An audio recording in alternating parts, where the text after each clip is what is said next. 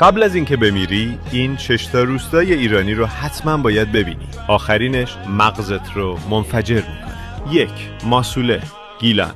خونه ها روی سقف همدیگن. کوچه های مه‌آلود، کافه های چوبی، یه رؤیای زنده. 2. کندوان، آذربایجان شرقی. خونه هایی مثل کندوی عسل کنده شده تو دل کوه. 3. فیلبند، مازندران. اینجا واقعا روی ابرها راه میری. خورشید و مه هر لحظه غافلگیرت میکنن. 4. اورامانات تخت، کردستان. کوچه های پلکانی، پس طبیعت وحشی کوهستان با لباس های رنگارنگ مردم محلی. 5.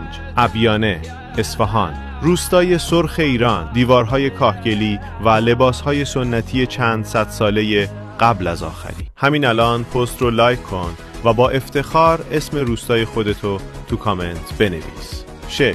لافت، هرمزگان. روستای بادگیرها، کوچه های سایه‌دار، باد خنک و غروب جادویی روی خلیج فارس. اگه این ویدیو رو دوست داشتی، برای دیدن فکت های خفن‌تر پیج هیت فکت رو دنبال کن.